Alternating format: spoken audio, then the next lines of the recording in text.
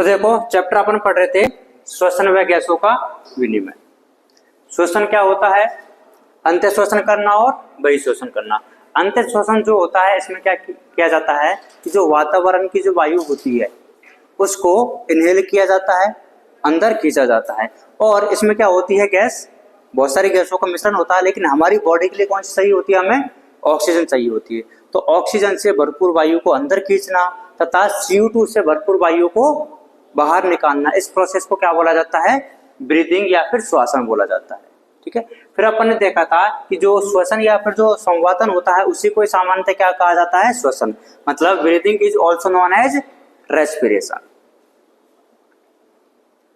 इसमें कौन कौन से चरण आते हैं कि सबसे पहले तो अपन ने क्या किया, वातावरण की जो ऑक्सीजन थी उसको अपन कहां पे लेके गए? कुपिकाओं तक लेके गए। कुपिकाओं में ले जाने के बाद में उसको ब्लड के साथ में क्या करवाया? ट्रांसफर करवाया, परिवहन करवाया और कहां तक लेके गए? ऊतकों तक लेके गए। फिर ऊतक और रक्त के बीच में क्या करवाया? उन दोनों का एक्सचेंज करवाया। क्या करवाया? आदान प्रदान करवाया। अब जो ऑक्सीजन है वो कहां पे पहुंच चुकी है? ऊतकों में पहुंच चुकी है। ऊतकों से कहां पे पहुंचेगी? कोशिकाओं में। और कोशिकाएं इस ऑक्सीजन का परोक्ष रूप से उपभोग करती है और क्या क्या ग्लूकोज को तोड़ती है और क्या क्या चीजें बना देती है? CO2, ATP और H2O। लेकिन यहाँ पे जो CO2 बनती है वो कैसी होती है? हानिकारक होती है। इसलिए इस हानिकारक गैस को क्या करना पड़ेगा? वापस से बाहर निकालना पड़ेगा। तो देखो CO2 बनी कहाँ पे है? कोशिकाओं में बनी है। कोशिकाओं से पहले कहां पे जाएगी? ऊतकों में जाती है। अब ऊतकों से वापस इसको लेके जाने के लिए कौन सा है माध्यम? रुधिर ही होता है। तो ये रुधिर के साथ में ऊतकों से कहां पे आ जाती है?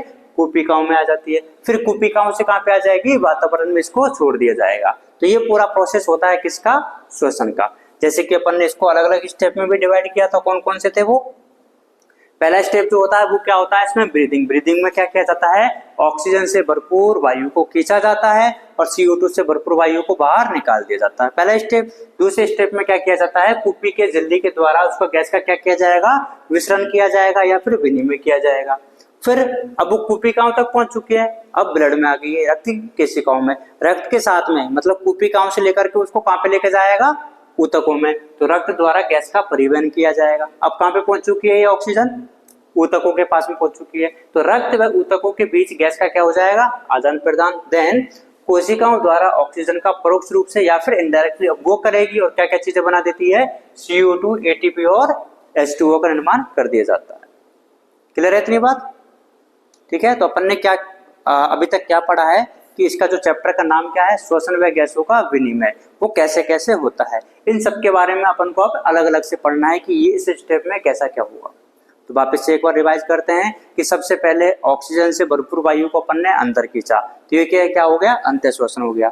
अंत्य श्वसन के बाद में जो वायु थी ऑक्सीजन वाली वो कहां पे पहुंच चुकी है? अपनी कुपिकाओं तक पहुंच चुकी है। और कुपिकाओं और ब्लड के बीच में इसको क्या करेंगे? फिर अपन ने आदान प्रदान करवाया। अब ये जो वायु कहां पे गई है? ब्लड में। ब्लड से कहां पे जाएगी? कुपिकाओं से ऊतकों तक पहुंचेगी। फिर ऊतक और ब्लड के बीच में क्या हो जाएगा? इनका आदान प्रदान हो जाएगा। अब कहां पे पहुंच चुकी है? ऊतकों तक। ऊतकों से फिर कहां पे पहुंचेगी? कोशिकाओं में। और कोशिकाएं इस ऑक्सीजन का परोक्ष रूप से उपभोग करती है और ग्लूकोज को तोड़ देती है। किस किस में? CO2 में, ऊर्जा में और H2O में।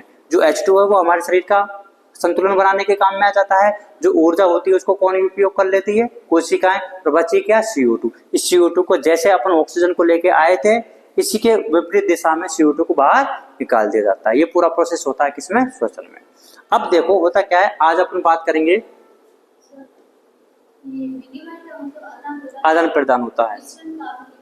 विसरण का मतलब भी वही हुआ ना कि जो जहाँ पे जो ज्यादा होती है, जैसे कि अगर CO2 ज्यादा है तो CO2 आ जाएगी, ऑक्सीजन ज्यादा है तो ऑक्सीजन आ जाएगी। जैसे कि इधर बात करते हैं, यहाँ पे जो थी कोशिकाओं में वो आ गई थी ऑक्सीजन वाली, तो ऑक्सीजन ज्यादा है ना यहाँ पे, ब्लड में कम है तो यहाँ से ऑक्सीजन कहाँ पे जाएगी? इस ब्लड में चली जाती है। विसरण का मतलब छानना नहीं, फिल्ट्रेशन का मतलब होता है छानना। तो विसरण का मतलब तो वो होता है कि जो चीज जहाँ पे ज्यादा होती है वहां से कम की तरफ मूव करेगी। तो देखो कोशिकाओं में आई थी ना ऑक्सीजन वाली, तो ऑक्सीजन से भरपूर थी। अब यहाँ पे कम ऑक्सीजन है तो ऑक्सीजन तो कहां से कहां पे आ जाती है? कोशिकाओं से ब्लड में आ जाती है। और ब्लड से बन के यहाँ से CO2 आ रही थी तो CO2 कहां पे जाता है? ब्लड में जाता है। तो वो कहां से कहां पे चली जाती है? कोशिकाओं में चला जाती है। ये होता है मिश्रण। और यही तो अपन ने बोला था कि एक्सचेंज हो रहा है, CO2 का इधर से इधर हो रहा है और ऑक्सीजन का इधर से उधर है, तो कोई एक ही है। ठीक है, ये पूरा प्रोसेस होता है इसका। आज अपन बात करेंगे श्वसन अंगों की।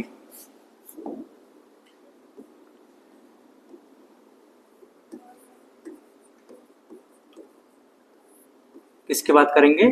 श्वसन अंग, रेस्पिरेटरी ऑर्गन्स। अच्छा एक बात बताइए, क्या सभी जीवों में श्वसन के एक जैसे अंग मिलते हैं क्या?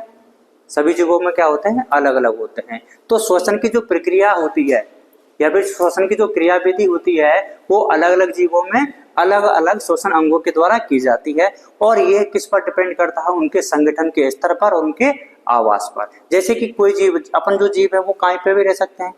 जो नॉर्मल जो जल में रहता है उसका रेस्पिरेटरी ऑर्गन अलग होगा, जो स्थल पर रहते हैं उनका रेस्पिरेटरी ऑर्गन क्या होगा? अलग होगा। ठीक है, तो अगर अपन बात करते हैं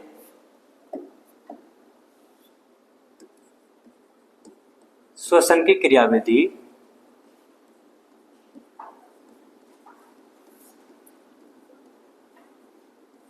अलग अलग जीवों में कैसी होती है? अलग अलग होती है।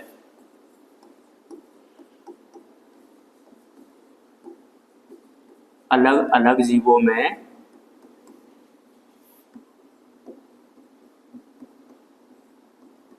अलग अलग होती है, और ये किस पर निर्भर करता है? एक तो पॉइंट क्या आ जाता है? संगठन का स्तर। जैसे कि संगठन के स्तर की जैसे अपन ने 4 तरह के पढ़े थे, कोशिकीय स्तर का, ऊतक स्तर का, अंग स्तर का और अंगतंत्र स्तर का। जैसे कि जो कोशिकीय स्तर का पाया जाता है, किसमें पाया जाता है? पोरीफेरा में मिलता है। तो पोरीफेरा में शोषण किससे होता है? सामान्य शरीर सतह द्वारा होता है। फिर अपने देखा था कि ऊतक स्तर का, ऊतक स्तर में जैसे कौन कौन से आ जाते हैं? सिलेंट्रेटा और टिनोफोरा, इसमें भी किससे होता है? सामान्य शरीर सतह से। आगे बढ़ते हैं अपन किसमें? आर्थ्रोपोडा में। आर्थ्रोपोडा में कौन सा मिलता है? अंग तंत्र स्तर का मिलता है। इसमें किस किस से होता है? क्लोम से हो सकता है, गिल्स से हो सकता है, बुक गिल्स से हो सकता है, ठीक है, और ट्रेकिया वाले से हो सकता है, श्वसन तंत्र से हो सकता है। अपने में किससे होता है? लंग्स से होता है, लंग्स से होता है ना, फेफड़ों से होता है। तो सब में क्या है? अलग अलग होता है। तो श्वसन की क्रियाविधि अलग अलग जीवों में अलग अलग हो सकती है। यह संगठन के स्तर तथा जीवों के आवास पर निर्भर करता है।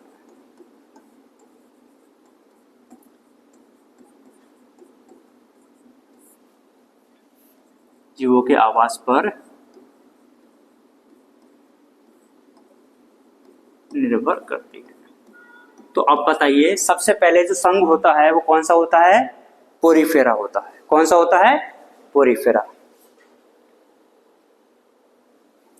तो इधर तो अपन लिखेंगे क्या? जीव, उधर क्या लिखेंगे? श्वसन अंग या फिर श्वसनीय संरचनाएं।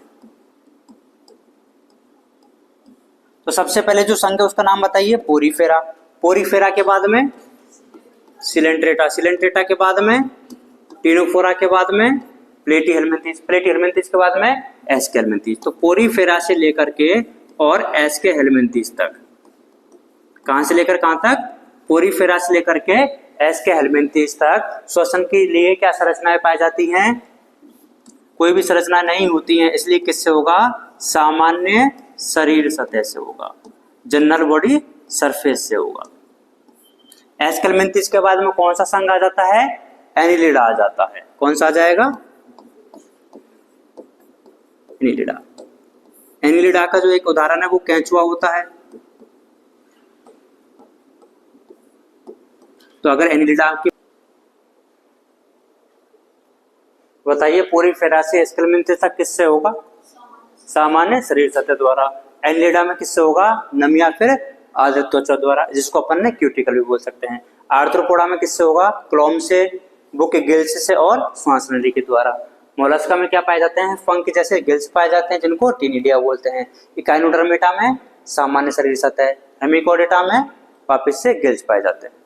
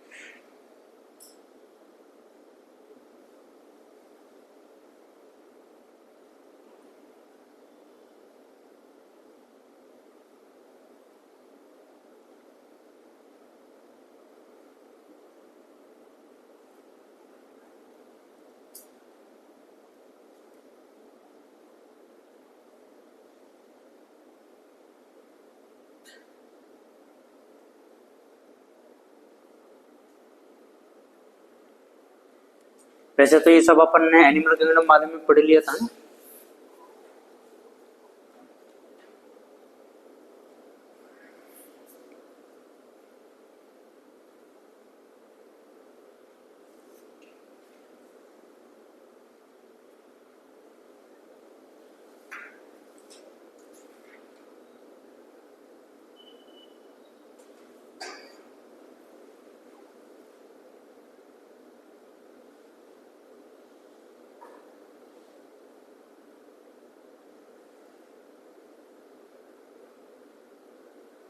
कर लिया नोट।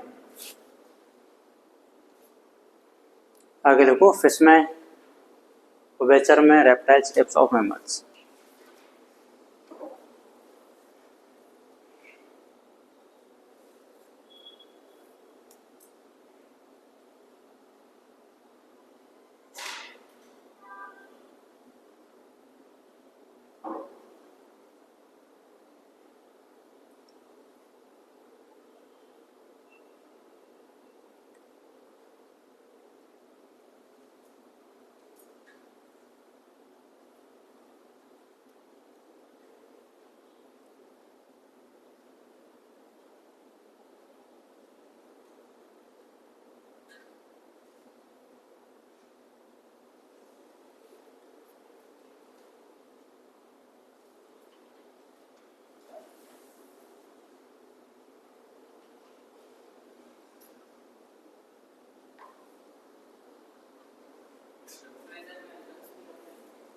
क्या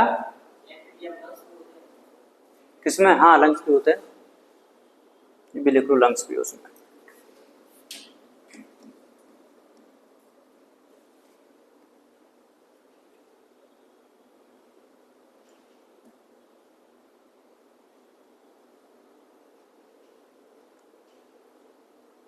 कर लिया नोट।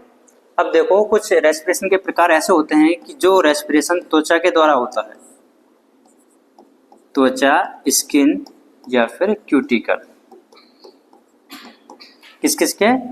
त्वचा, स्किन या क्यूटिकल के द्वारा जो श्वसन होता है उसको बोला जाता है त्वचीय श्वसन। इंग्लिश में इसको बोला जाता है क्यूटेनियस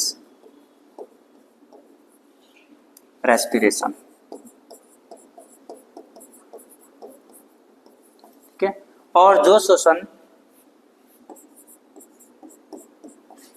क्लोम, गिल्स के द्वारा होता है उसको बोला जाता है ब्रेंकियल रेस्पिरेशन।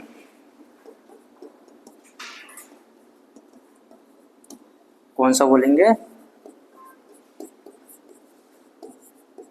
ब्रेंकियल श्वसन। और जो श्वसन लंग्स के द्वारा होता है, लंग्स को क्या बोला जाता है हिंदी में?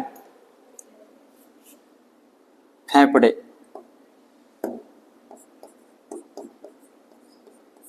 इस तरह का जो श्वसन होता है उसको फुफ्फुसीय श्वसन भी बोला जाता है।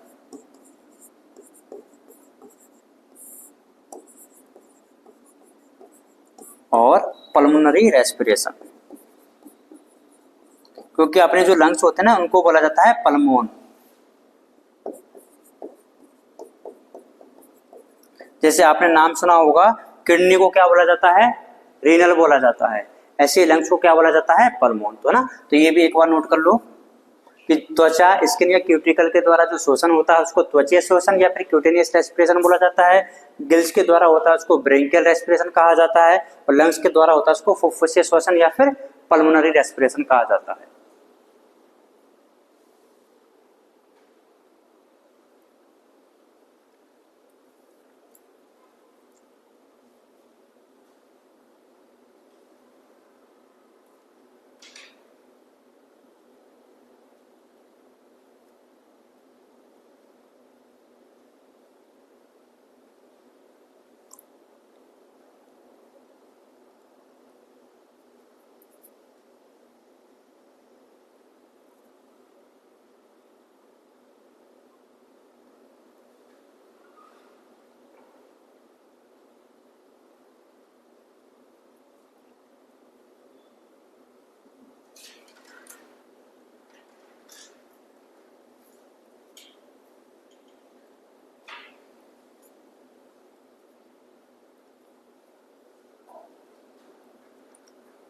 हो गया, ठीक है। अब आपको नोट नहीं करना कुछ, सब समझेंगे। अब अपन शुरू करते हैं कौन सा, ह्यूमन रेस्पिरेटरी सिस्टम।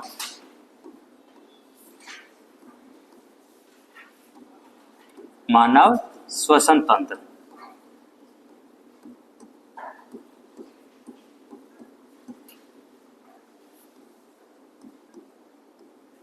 क्या शुरू करेंगे, मानव श्वसन तंत्र।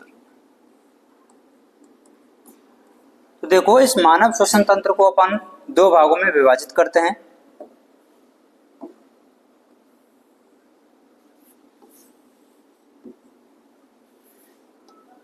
एक तो हो जाता है श्वसन मार्ग या फिर श्वसन पथ,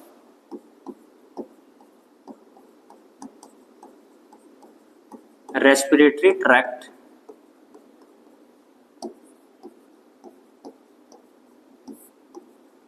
श्वसन पथ या फिर श्वसन मार्ग। और दूसरा हो जाता है रेस्पिरेटरी ऑर्गन, श्वसन अंग। मानव के श्वसन अंगों का नाम क्या है,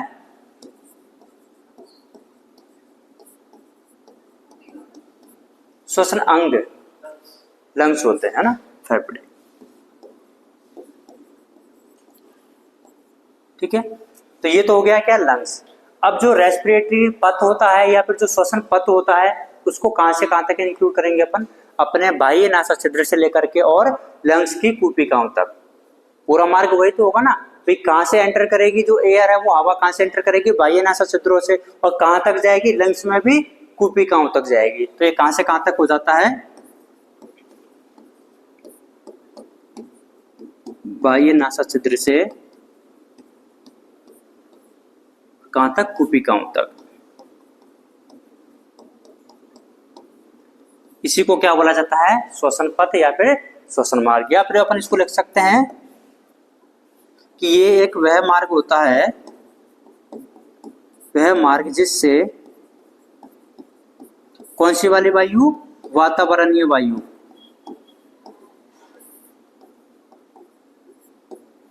कहां से, बाह्य नासा छिद्रों से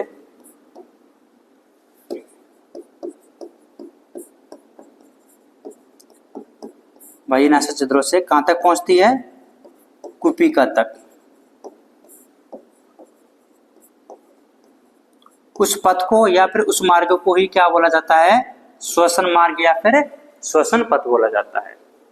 तो अपन ने मानव श्वसन तंत्र को कितने भागों में विभाजित किया है, दो भागों में। एक तो क्या, श्वसन पथ या फिर श्वसन मार्ग, और दूसरा क्या होता है, श्वसन अंग। जो श्वसन अंग होते हैं वो तो क्या होते हैं, फेफड़े, फुफ्फुस, लंग्स होते हैं। और जो श्वसन पथ होता है वो कहां से कहां तक होता है, बाह्य नासा छिद्रों से लेकर के कूपिकाओं तक। इतनी बात क्लियर है। अब अपन इसको डायग्राम से देखते हैं कि पहले तो आप ये बताइए, जो भी अपन एयर लेंगे सबसे पहले वो कहां पे जाएगी, अपने बाह्य नासा छिद्रों में जाएगी। बाह्य नासा छिद्रों से के बाद में कहां पे जाती है, वो नासा कक्ष में जाती है। किस में जाती है, नासा। अच्छा एक बात बताओ, अपने नोज कितनी होती है, नाक कितनी है,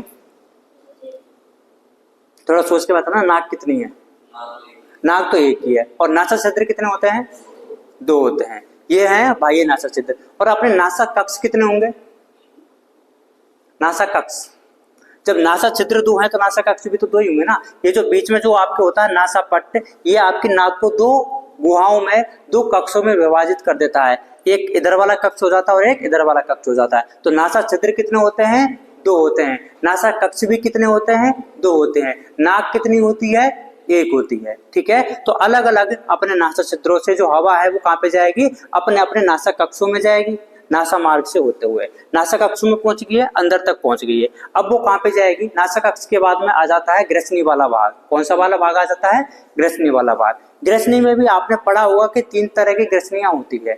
अगर ग्रसनी का वो वाला भाग जो हमारे नासा कक्ष से रिलेटेड होता है, नासा कक्ष से संबंधित होता है, उसको बोला जाता है नासा ग्रसनी। क्या बोला जाता है, नासा ग्रसनी। और ग्रसनी का वो वाला भाग जो हमारे मुख गुहा से संबंधित होता है उसको बोला जाता है मुख ग्रसनी। क्या बोला जाता है, मुख ग्रसनी। तो देखो सबसे पहले कहां पे गया, जो एयर है वो कहां पे आई, बाह्य नासा छिद्रों में आई। नासा छिद्रों के बाद में वो कहां पे चला जाता है, नासा कक्ष में। नासा कक्ष से नासा ग्रसनी, नासा ग्रसनी से मुख ग्रसनी, और मुख ग्रसनी से कौन से वाले द्वार पे आ जाती है, कंठ द्वार पर। कौन से वाले पर, कंठ द्वार पर। तो देखो इसको थोड़ा सा डायग्राम से समझने की कोशिश करते हैं अपन। रफली डायग्राम बना रहे हैं।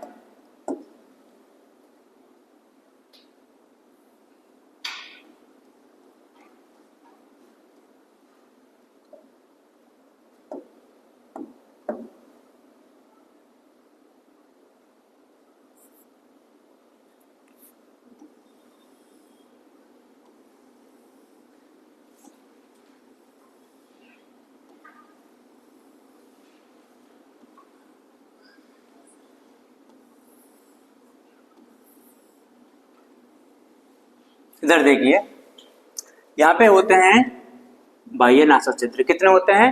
2। तो दोनों बाह्य नासा छिद्रों से जो हवा है वो कहाँ पे एंटर करी? अपने नासा कक्ष में एंटर करी। ये क्या होता है? नासा कक्ष। ठीक है, नासा कक्ष फिर कहाँ पे आ जाती है? पीछे के एरिया में। पीछे क्या पाई जाती है? ग्रसनी वाला हिस्सा पाया जाता है। ग्रसनी को बोला जाता है भोजन तथा हवा के लिए उभयनिष्ठ मार्ग। क्या बोला जाता है?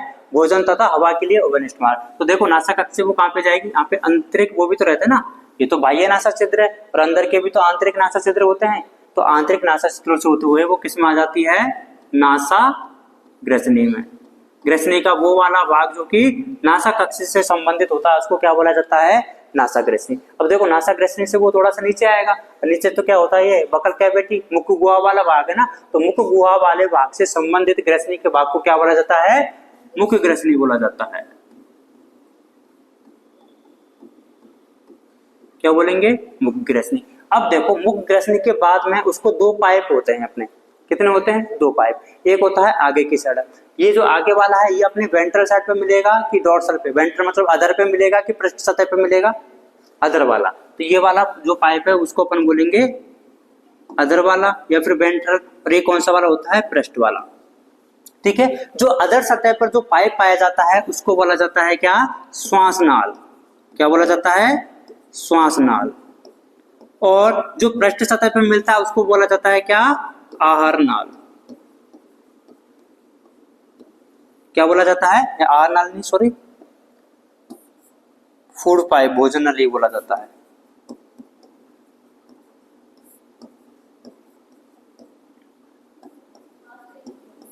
ये आहार नाल जो अपन यूज करते हैं ना एलिमेंट्री कैनाल के लिए यूज करते हैं, उसमें पूरा आ जाता है, इसलिए इसको क्या है? फूड पाइप बोलेंगे, है ना। वैसे तो नाम तो उसका वही निकलेगा, फूड पाइप हुई आहार नाली, लेकिन आहार नाल एलिमेंट्री कैनाल होती है ना उसके लिए यूज किया जाता है।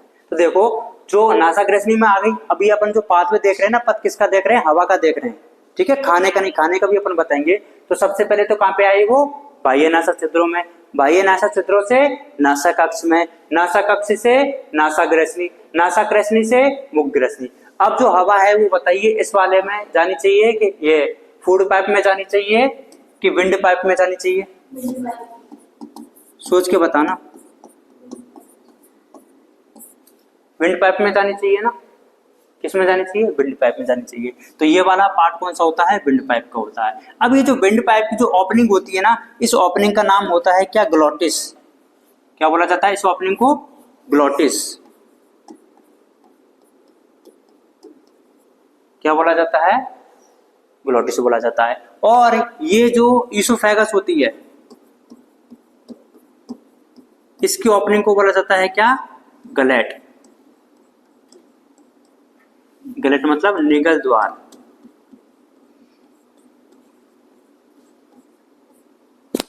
क्या बोला जाता है?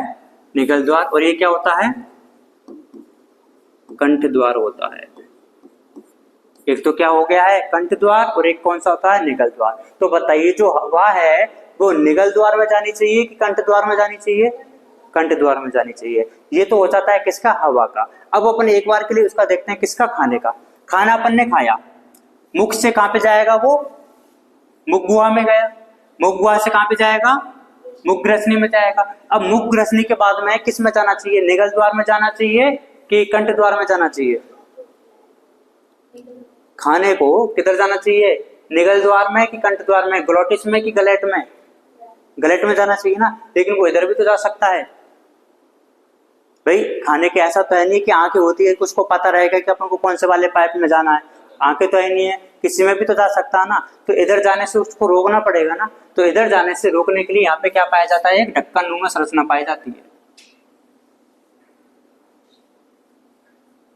क्या पाया जाता है? एक ढक्कन नुमा संरचना पाई जाती है। अच्छा, ये जो ढक्कन नुमा संरचना वो किसके ऊपर है? ग्लोटिस के ऊपर है कि गलैट के ऊपर है? ग्लोटिस के ऊपर। इसलिए इस ढक्कन का नाम क्या हो जाता है? एपीग्लोटिस। एपी का मतलब ऊपर, और किसके ऊपर है? ग्लोटिस के ऊपर है, तो इसका नाम क्या हो जाता है? एपीग्लोटिस। क्या हो जाएगा? एपीग्लोटिस। तो देखो, जब एपीग्लोटिस का काम क्या होगा?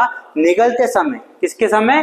निगलते समय ये किसको? श्वास नाल को या फिर विंड पाइप को क्या कर लेता है? ढक लेता है, जिससे कि जो भोजन है वो किस में नहीं जा पाए? श्वास नाल में नहीं जाकर के किस में जाएगा? ईसोफेगस में जाएगा। ठीक है। अब एक काम करो, थोड़ा सा ना सलाइवा रिलीज करो अपनी माउथ कैविटी में, मुख गुहा में सलाइवा रिलीज कर लिया, यहाँ पे हाथ लगाओ और उसको निगलो। निगला, फिर आपने यहाँ पे फील किया होगा कि एक जो पाइप लाइक संरचना है वो ऊपर की तरफ आ रही है। अगर नहीं किया तो वापस से ट्राई करो एक बार, थोड़ा सा सलाइवा लार सिक्रेट करो, उसको निगलते समय फील करोगे कि एक पाइप लाइक संरचना है जो ऊपर जा रही है। सबके जा रही है क्या? अब वो जो पाइप लाइक संरचना वो कौन सी है? ये वाली है कि ये वाली है? वो जो पाइप लाइक संरचना है वो कौन सी है? श्वास नाल है। देखो होता क्या है, ये जो ढक्कन है ना एपिग्लोटिस, ये ऐसे रहता है। किसके ऊपर? ये मान के चलो ये किसकी है? ओपनिंग है किसकी? श्वास नाल की। ठीक है। तो अपन को ऐसा नहीं समझना कि ये ढक्कन है ना वो नीचे नहीं आ रहा, ढक्कन तो यहीं की यहीं पे रहता है। ये जो पाइप है ना ये खुद ऊपर जाता है। जब कब जाएगा ये? जब निगलेंगे। जब अपन ने निगला तो ये जो पाइप था पहले ऐसे था, अब कहाँ पे आ गया? वो ऊपर आ गया। तो बताओ इसकी जो ओपनिंग थी वो बंद हो जाएगी, खुली रहेगी? अब बंद हो गई ना, तो अब खाना इसमें जा सकता है क्या? तो किस में जाएगा? दूसरे वाले पाइप में। भाई खाने को तो क्या चाहिए? ओपनिंग चाहिए ना, तो कौन सी वाली ओपनिंग बची रह जाएगी? फिर गलत वाली रह जाती है, मतलब कि निगल द्वार रह जाता है। अच्छा एक बात बताओ, जैसे कि अपन ने बोला कि खाना किधर आया? मुख में आया, मुख से फिर कहाँ पे आया? मुख गुहा में आया, मुख गुहा से मुख ग्रसनी में आया। वो ऊपर भी तो जा सकता है ना, ऊपर भी तो जा सकता है ना भाई। देखो अपन ने क्या बोला था कि जो ग्रसनी होती है वो खाने के लिए और मतलब भोजन के लिए और हवा के लिए क्या होता है? ओवेनिस्ट मार्ग होता है। तो ओवेनिस्ट है तो वो नासा ग्रसनी हो रही है, मुख ग्रसनी है, तो खाना वापस से नाक से होते हुए बाहर भी तो आ सकता है। कई बार आपने देखा भी वो लग जाता है। कई बार अपन कोल्ड ड्रिंक वगैरह पीते हैं या फिर कोई भी ईयर ड्रॉप वगैरह डालते हैं, नेजल ड्रॉप डालते हैं, तो उसका टेस्ट आने लग जाता है अपन को। खट्टा खट्टा से जो टेस्ट आता है वो क्यों आता है? क्योंकि उसकी जो ड्रॉप है वापस इधर आई, तो इधर भी तो आ सकती है ना। वैसे ही खाना इधर भी तो जा सकता है। क्या आपके साथ में ऐसा होता है? हमेशा, कभी कभार वंस इन वाइल तो हो जाता है, लेकिन क्या हमेशा होता है कि डेली आपने खाना खाया और वो नाक से बाहर आ रहा है? नहीं होता है। क्यों नहीं होता है ऐसा? देखो आज जब घर पे जाओगे ना, अच्छा देखो अपनी मुंह बंद करो एक बार, बिल्कुल अपनी जो जीभ है उसको ऊपर टच करो। ऊपर टच करोगे तो आपको थोड़ा सा हार्ड पार्ट दिख रहा होगा, कठोर। ठीक है, उसको बोला जाता है क्या? कठोर तालु। तालु होता ना, उसको कठोर तालु। अब जीभ को पीछे लेके जाओ थोड़ा सा, एक सॉफ्ट सॉफ्ट पार्ट, कोमल पार्ट दिखेगा, उसको बोला जाता है क्या? कोमल तालु। अब इसके थोड़ा सा और पीछे जाते हैं ना तो आपको एक घंटी से लटकी हुई दिखाई देती है, उस घंटी को बोला जाता है यूला। क्या बोला जाता है? यूबुला बोला जाता है ना। घर पे जाके आप चेक कर सकते हो, सबके मिलती है वो। तो ये जो यूबुला होता है, क्या सबके मिलेगी, है ना, घबराने की बात नहीं है। ये जो यूबुला होता है ना वो देखो कहाँ पे पाया जाता है? यहाँ पे ऐसी पाई जाती है भाई। ये देखो ये वाला पार्ट कौन सा हो गया है? कठोर तालु वाला हो गया है। ये वाला पार्ट कौन सा है? सॉफ्ट तालु, कोमल तालु, मुलायम तालु। और मुलायम तालु के ही अंतिम सिरे पर क्या है? ऐसी घंटीनुमा संरचना लटकी हुई रहती है, अंगुलीनुमा संरचना लटकी हुई रहती है, जिसको बोला जाता है यूबुला। क्या बोला जाता है? यूबुला। तो जब निगलते समय ये जो यूबुला होता है ना, ये क्या है? ऐसे हो जाता है ऊपर। ऊपर हो गया तो बताओ इसने ऊपर के जो आंतरिक जो नासा छिद्र है उनको कवर कर लिया, तो जो खाना है वो ऊपर बाहर नासा कक्ष में जा सकता है क्या? नहीं जाएगा। अब किधर है? देखो इधर से तुमने इसको बंद कर दिया है, ऊपर से तुमने उसको बंद कर दिया। अब उसके पास में एक ही तो जगह बची है, किधर जाएगा? इधर जाएगा।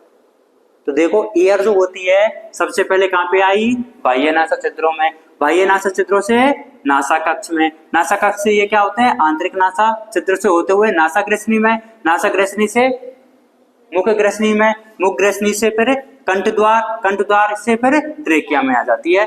इसको ट्रेकिया भी बोलते हैं, विंड पाइप भी बोलते हैं, श्वास नाल भी बोलते हैं। ठीक है।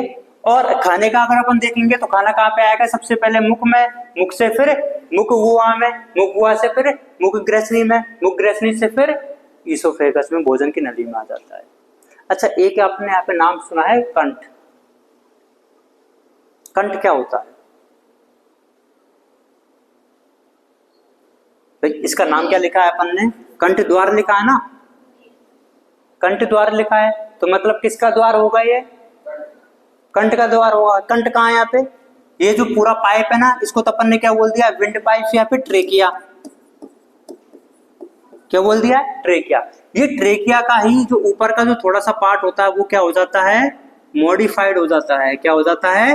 मॉडिफाइड हो जाता है और एक बॉक्स नुमा संरचना बना लेता है। क्या बना लेता है?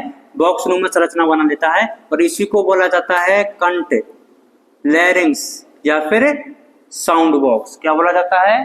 कंठ, लैरिंग्स या फिर साउंड बॉक्स। अपनी जो साउंड आती है वो कहां से आती है? कंठ से आती है। आपने देखा होगा ना, ये जो वो होते हैं सिंगर वगैरह होते हैं कि मेरा गला खराब हो रहा है, कंठ खराब हो रहा है, या फिर कई बार आपने देखा होगा जब अपन बोलते रहते हैं कंटिन्यूअस, तो अपन बोलते हैं कि गला सूख गया मेरा, गला सूख गया। वो क्या सूखता? गला कैसे सूखेगा भाई? कंठ सूखते हैं।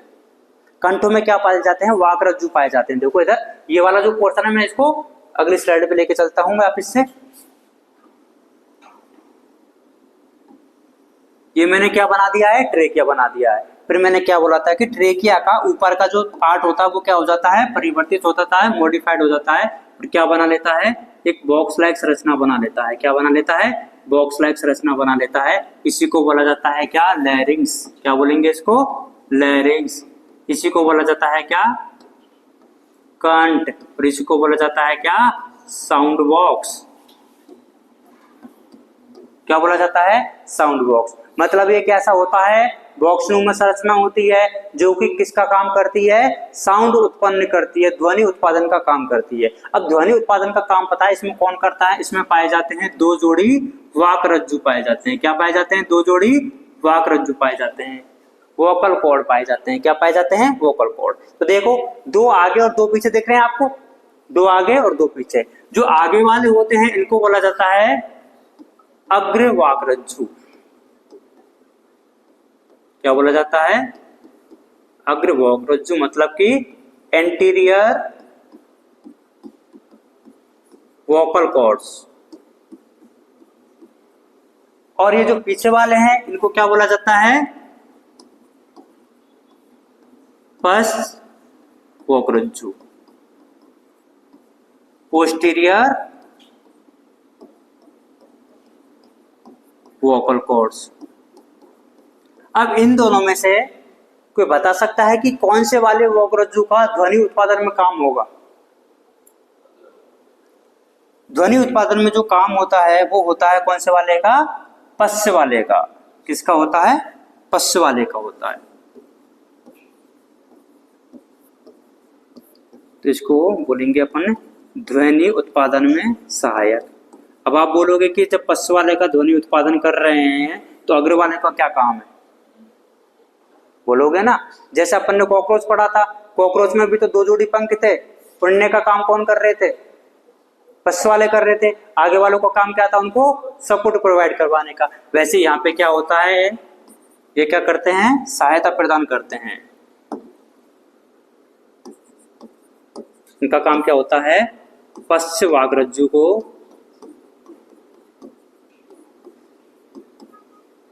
अब सहायता भी कैसे? नमी प्रदान करते हैं। क्या प्रदान करेंगे? नमी प्रदान करते हैं।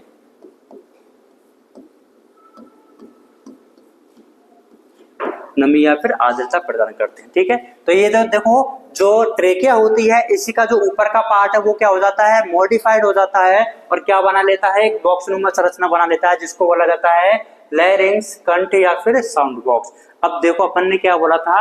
कंठ द्वार होता है। कंठ द्वार के ऊपर वो जो ढक्कन लगा हुआ रहता है उसका नाम क्या था? एपिग्लोटिस। तो यहाँ पे क्या पाया जाता है? ये एपिग्लोटिस होता है।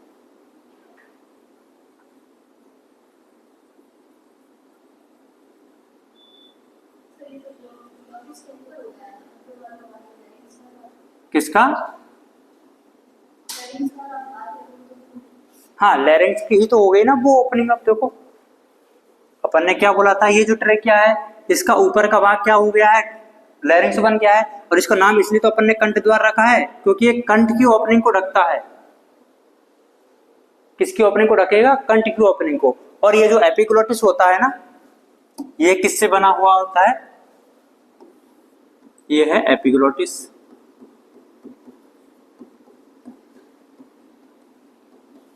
ये कैसा होता है? ढक्कनुमा संरचना है, फ्लैप लाइक स्ट्रक्चर।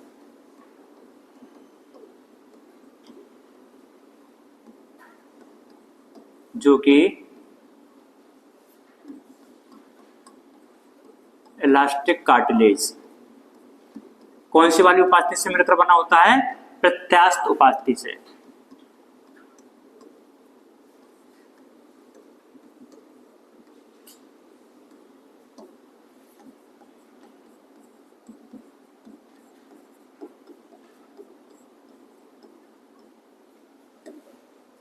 देखो इधर जो हवा आती है सबसे पहले कहां पे आएगी?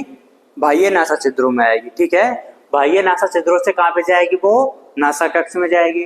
नासा कक्ष से फिर नासा ग्रसनी, नासा ग्रसनी से फिर मुख्य ग्रसनी, मुख्य ग्रसनी से फिर कंठ द्वार, कंठ द्वार से फिर कंठ, लैरिंक्स, लैरिंक्स के बाद में फिर वो आ जाती है किसमें? ट्रेकिया में। ये वाला प्रोसेस होता है, ठीक है। अब एक काम करो, देखो अपने काम का तो नहीं है बट यहाँ पे एक बार हाथ लगा करके देखो तो मैं कुछ ऐसी फोल्डिंग्स या फिर वलन से दिखाई देंगे। फोल्डिंग्स है ना, थोड़ा अंदर दबा करके देखो, ऐसे ही फोल्डिंग्स या फिर वलन से दिखाई दे रहे हैं तुम्हें। वो जो वलन होते हैं ना, आपने एक अगर हड्डी का नाम सुना हो, एथेमॉइड बोन, एथेमॉइड अस्थि होती है एक, मान के चलो ये आपके बाह्य नासा छिद्र है और ये अंदर के क्या है? आंतरिक नासा छिद्र है ना। यहाँ पे कुछ ऐसी क्या पाई जाती है? फोल्डिंग्स होती है। इन फोल्डिंग्स का क्या काम होता होगा तुम्हारे हिसाब से? देखो होता क्या है, कई बार जैसे आपने अपन सुनते ना कि लू चलती है, लू में गर्म हवा चलती है या फिर बहुत ज्यादा ठंड हो जाती है तो उसमें बहुत ज्यादा ठंडी हवा चलती है। तो देखो अगर बहुत ज्यादा गर्म या फिर बहुत ज्यादा ठंडी हवा हमारे बॉडी में डायरेक्टली जाएगी, भाई इधर से होते हो वो इधर से घूम घूम के कहाँ पे पहुंचेगी? अपनी डायरेक्टली कूपिकाओं तक पहुंचेगी। और अगर आपको याद हो थोड़ा सा कि जो कूपिकाएं होती हैं उनकी जो दीवारें होती है बहुत पतली होती हैं, थिन स्क्वेमस एपिथेलियम से, सल की उपकला से बनी हुई होती है। सल की मतलब सल के जैसी होती है, तो उनको क्या हो सकता है? नुकसान पहुंच सकता है। तो अब होता क्या है कि ये जो वलन है ना, ये ऐसे वलन है, मान के चलो अब देखो जो भी हवा जाएगी वो इधर से, अगर ये नहीं होते तो सीधे जाती ना, सीधे जाते तो सीधे किसको डैमेज कर सकते थे? कूपिकाओं को। लेकिन अब क्या हो गया, इन वलन की वजह से वो इधर घूम घूम के जाएगी, घूम घूम के जाएगी और इस घूमने की वजह से उसका जो तापमान होता है वो अपने शरीर के तापमान के बराबर में आ जाता है, चाहे वो ठंडी हो चाहे वो गर्म हो, जिससे कि हमारी जो कूपिकाएं वो नष्ट होने से क्या हो जाए? बच जाए। अदरवाइज तो क्या होगा, जैसे कि गर्म की गर्म हवा जाएगी तो वो कूपिकाओं को नुकसान पहुंचा सकती है। तो इनको बोला जाता है टर्मिनल्स, एथेमॉइड बोन। एथेमॉइड हड्डी का नाम होता है, अस्थि है ना। बोन को अस्थि बोलते हैं, कार्टिलेज को उपास्थि बोलते हैं। तो ये समझ में आया क्या? तो देखो श्वसन पथ पे या फिर श्वसन मार्ग में अपन पहले क्या पढ़ने वाले हैं? श्वसन पथ था ना, कहां से? बाह्य नासा छिद्रों से कूपिकाओं तक पहुंचानी है। तो इसमें अपन एक एक करके अब पढ़ेंगे। पहला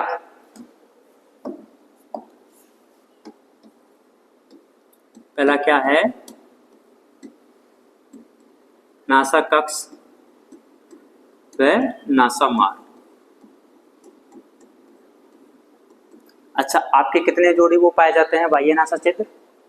एक जोड़ी बाह्य नासा छिद्र पाए जाते हैं। कहां पे उपस्थित होते हैं ये?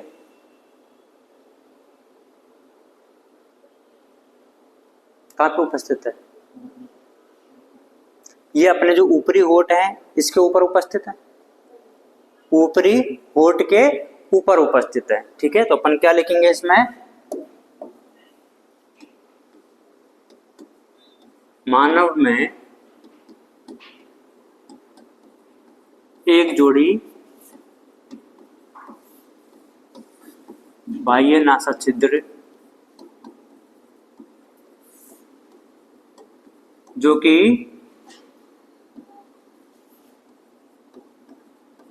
ऊपरी होठ के ऊपर खुलते हैं।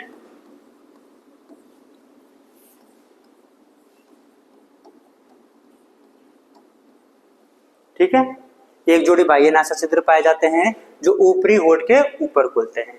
अब जो हवा जो हमारी जाएगी वातावरणीय जो वायु है वो सबसे पहले किस में प्रवेश करेगी? बाह्य नासा छिद्रों में। वातावरणीय वायु या फिर हवा।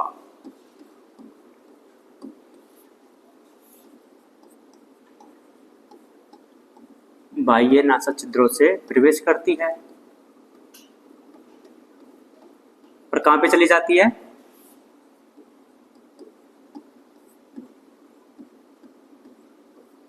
करती है तथा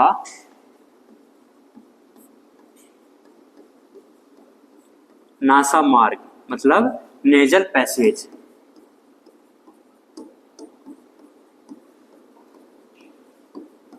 से होते हुए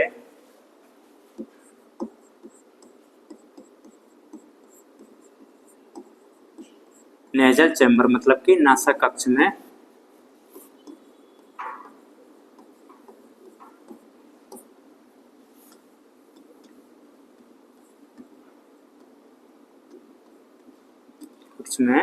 पहुंच जाती है।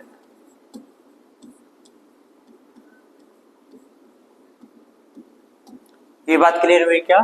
मानव में एक जोड़ी बाह्य नासा छिद्र पाए जाते हैं जो हमारे ऊपरी होठ के ऊपर खुलते हैं।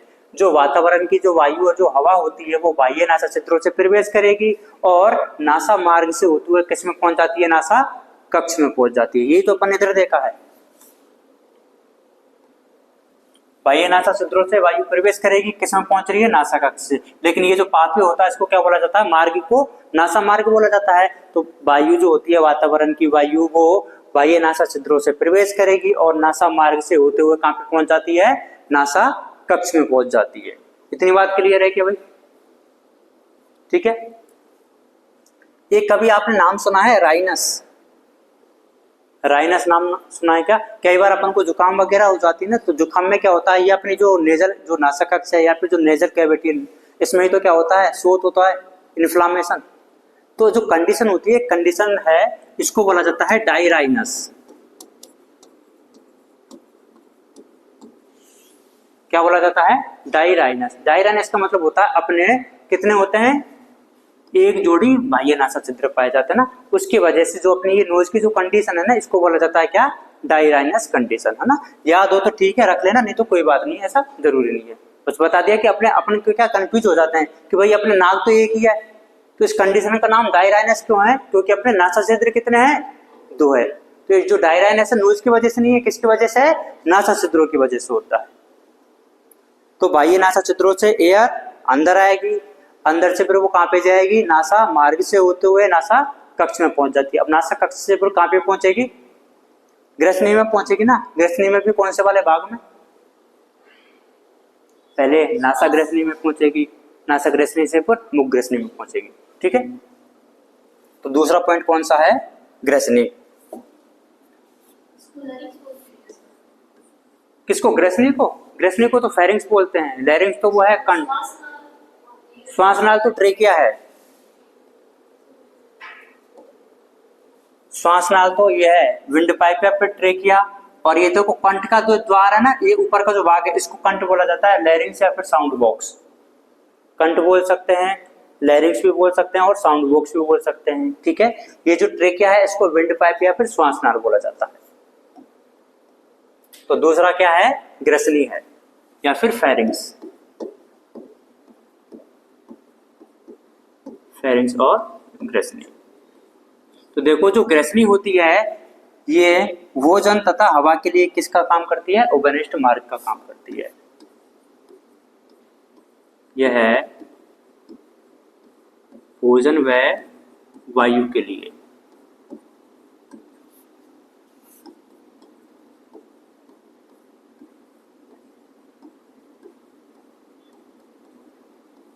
ओबेनिस्ट मार्ग है। ओबेनिस्ट क्यों है भाई? ओबेनिस्ट क्यों है? देखो इसी मार्ग से भोजन भी आता है और इसी मार्ग से हवा भी आती है। देखो जो हवा आई वो तो कौन से वाले भाग में गई? पहले नासा ग्रसनी में। तो भाग किसका है? ग्रसनी का ही है। जो खाना है तो वो किस में गया? मुख ग्रसनी में। तो भाग किसका है? ग्रसनी का ही है। तो दोनों के लिए क्या हो गया? ये कॉमन मार्ग हो गया है, कॉमन पाथवे हो गया, ओबेनिस्ट मार्ग हो गया है। इसको फिर अपन ने बोला था कि ये कितने भागों में विभाजित होती है? 2 भागों में। वैसे तो देखो 3 भागों में विभाजित होती है, क्योंकि जो कंठ वाला हिस्सा ना वो भी ग्रसनी के अंदर ही आ जाता है। तो 3 ग्रेसनिक होते, लेकिन अपन को अपने हिसाब से 2 ही याद रख लेना है। हाँ 3 कैसे, हाँ देखो ऐसा होता है, वही जो नासा कक्ष से संबंधित है उसको क्या बोल दिया है, नासा ग्रेसनी। जो मुख से संबंधित है उसको क्या बोल दिया है, मुख ग्रेसनी। और जो मुख ग्रेसनी के बाद में यहाँ पे भी तो हिस्सा रहता है ना, उसको बोला जाता है कंठ ग्रेसनी, मतलब लेरिंक्स वाले पार्ट से होता है जो। तो देखो ग्रेसनी का वो वाला भाग,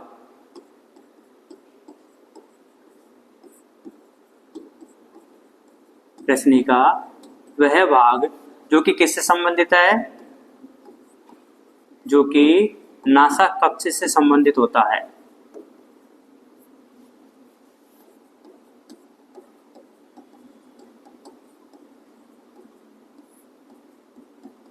उसको क्या बोला जाता है, नासा कक्ष से संबंधित भाग को क्या बोला जाएगा, नासा ग्रेसनी।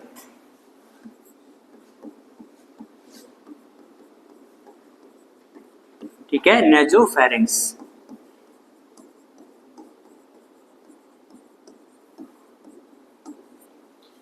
और ग्रेसनी का वो वाला भाग जो कि किससे संबंधित होता है,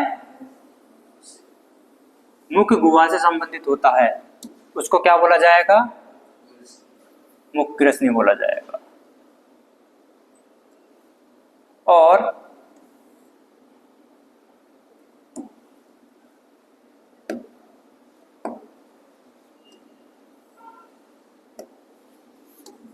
जो कि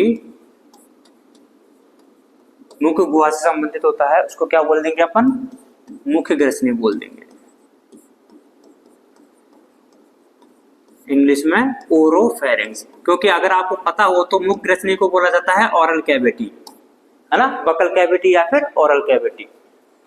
ठीक है, तो अब देखो जो अपनी एयर है वो कहां पे पहुंच चुकी है, सबसे पहले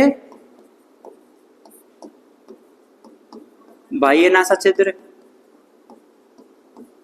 उसके बाद में नासा मार्ग से होते हुए किसमें पहुंचेगा, नासा कक्ष में। और नासा कक्ष के बाद में कौन सी ग्रेसनी में आ जाएगा, नासा ग्रेसनी में। और नासा ग्रेसनी से फिर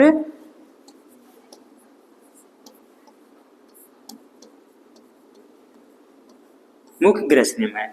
तो अभी तक अभी अपनी जो है एयर कहां तक पहुंची है, मुख ग्रेसनी तक पहुंची है। अब मुख ग्रेसनी के बाद में वो कहां पे पहुंचेगी,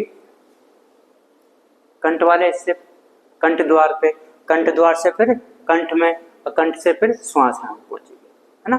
तो तुम पहले, या फिर एक काम करते हैं आज अपन इसको पूरा समझा देता हूँ, कल नोट कर लेना, ठीक है ना। तो देखो कौन सा हो गया है, ग्रेसनी वाला हो गया, तो तुम्हें भी जल्दी नहीं रहेगी, है ना। मुख ग्रेसनी तक पहुंच गया है, तो ये अपन ने पूरा ग्रेसनी का भाग देख लिया। अब ग्रेसनी के बाद में वो कहां पे जाएगा, ग्रेसनी के बाद में हवा कहां पे जाएगी, कंठ द्वार में जाती है। लेकिन इससे पहले अपन वो तालु वाला हिस्सा भी यहाँ पे बता देता हूं मैं, कि जो अपने, अच्छा ये जो तालु पाए जाते हैं वो मुख गुहा में मिलेंगे कि इसमें फेरिंक्स में मिलेंगे, तालु, तालु, कठोर तालु, कोमल तालु, मुख गुहा में मिलेंगे ना। अरे अभी मैंने टेस्ट तो करवाया था जीभ ऊपर करके, ये चेक करवा दिया पूरा प्रैक्टिकल। फिर भी देखो मुख गुहा में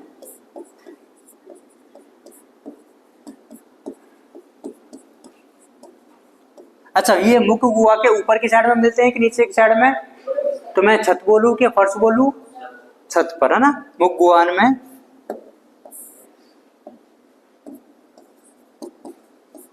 छत पर 2 तालु पाए जाते हैं। कौन कौन से होते हैं भाई, अग्र वाला कौन सा है, अग्र कठोर तालु, वह पश्च कोमल या फिर मुलायम तालु, सॉफ्ट होता है ना। फिर वो जो अपने मैंने बताया था युवुला, जो युवुला होता है वो कठोर तालु का भाग है कि कोमल तालु का भाग है, कोमल तालु का। अच्छा कोमल तालु का अग्र वाला भाग है कि पश्च वाला भाग है,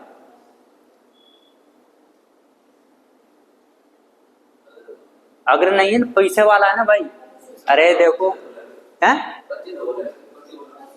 हाँ अच्छा, तो पास इसने बोल दिया तो उसमें मैंने कुछ नहीं बोला तो अग्र हो गया? नहीं, ऐसे नहीं होता है भाई। देखो जीभ को टच करो तो अग्र वाला कट हो रहा है तो उसको मैंने अग्र बोल दिया है। पश्च वाला कौन सा है? कोमल है। तो पश्च के भी पश्च भाग में होता है ना, तो कोमल तालु के पश्च भाग में या फिर अंतिम भाग में। क्वेश्चन पे एक पे रहा करो ना, आंसर पे तो।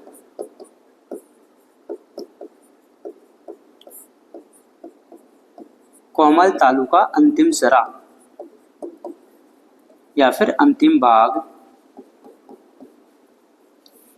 क्या कहलाता है?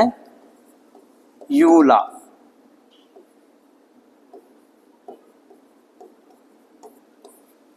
इस यूबुला का कोई काम बता सकता है क्या? अभी मैंने बताया तुम्हें, निगलते समय आंतरिक नासा छिद्रों को ढकने का काम करता है, जो कि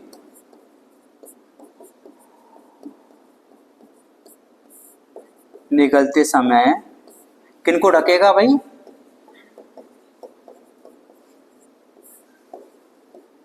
आंतरिक नासा छिद्रों को ढकता है। और उससे क्या फायदा है? इसको ढकने से क्या हो जाएगा? जिससे खाना नासा कक्ष में ना जा पाए। खाना मतलब भोजन, किस में नहीं जा पाए? नासा कक्ष में